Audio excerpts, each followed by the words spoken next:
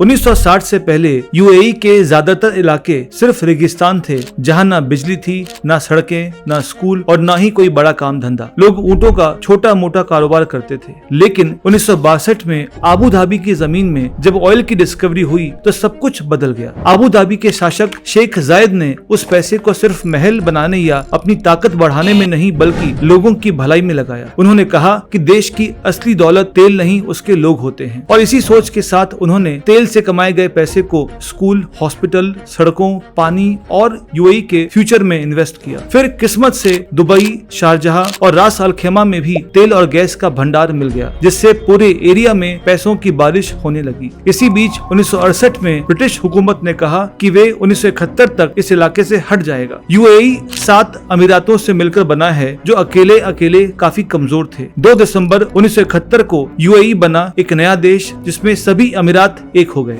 इस नए यूएई में एक ऐसा सिस्टम बना जिसमें हर अमीरात अपने लोकल मामलों में फ्री रहेगा, लेकिन आर्मी, फॉरेन पॉलिसी, पासपोर्ट और मनी जैसे बड़े काम एक साथ मिलकर होंगे। इसके बाद पूरे यूएई में रोड, एयरपोर्ट, स्कूल, अस्पताल और शानदार इंफ्रास्ट्रक्चर बनाया गया। 1990 के बाद दुबई ने खुद को सिर्फ ऑयल पर डिपेंड रखने की बजाय एक बिजनेस, टूरिज्म और लॉजिस्टिक्स हब के रूप में डेवलप किया। 1999 में दुनिया का सबसे लग्जरी होटल बुर्ज अल अरब और 2010 में सबसे ऊंची बिल्डिंग बुर्ज खलीफा को बनाया गया, जिससे पूरी दुनिया की नजर दुबई पर आ गई।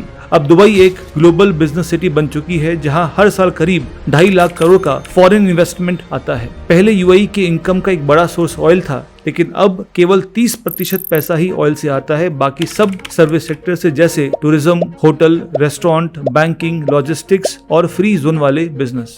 हर साल करोड़ों टूरिस्ट दुबई घूमने आते हैं। बुर्ज खलीफा, डेजर्ट सफारी, फरारी वर्ल्ड जैसी जगह देखने आते हैं। बुर्ज खलीफा की एक टिकट 3000 रुपए से 4000 रुपए तक की होती है और हर दिन हजारों लोग वहाँ जाते हैं। टूरिस्ट होटल में रुकते हैं, मॉल में शॉपिंग करते हैं, टैक्सी लेते हैं और एंटरटेनमेंट प्लेसेस में अपना पैसा खर्च करते हैं, जिससे गवर्नमेंट और लोकल कंपनियों को जबरदस्त कमाई होती है। इसके अलावा गूगल, अमेज़न, एचएसबीसी जैसी ग्लोबल कंपनियां दुबई के फ्री जोन में अपने ऑफिस खोल रही हैं, जहां टैक्स बहुत कम है। इससे गवर्नमेंट को वीजा फीस, लाइसेंस फीस और डायरेक्ट इन्वेस्टमेंट से बड़ी इनकम होती है। साथ ही दुबई और आबू धाबी में लोग घर, ऑफिस और दुकानें खरीद रहे हैं, जिससे उसके रियल एस्टेट सेक्टर को भी बहुत कमाई हो रही है। एमिरेट्स और एतिहाद इसकी एक बड़ी इंटरनेशनल एयरलाइंस है। जेबेल अली पोर्ट और दुबई एयरपोर्ट से हर दिन लाखों टन सामान एक्सपोर्ट होता है, जो यूएई की इकोनॉमी का एक बहुत बड़ा हिस्सा है। इस तरह यूएई ने तेल की दौलत को सिर्फ बचाया नहीं, बल्कि उसका सही इस्तेमाल करके एक ऐसा सिस्टम बना लिया जहां आज दुनिया की सबसे बड़ी कंपनियां आकर बिजनेस करना चाहती हैं। और यूएई आज सिर्फ ऑयल नहीं बल्कि टूरिज्म, फाइनेंस, टेक्नोलॉजी और बिजनेस से भी अरबों डॉलर कमा रहा है।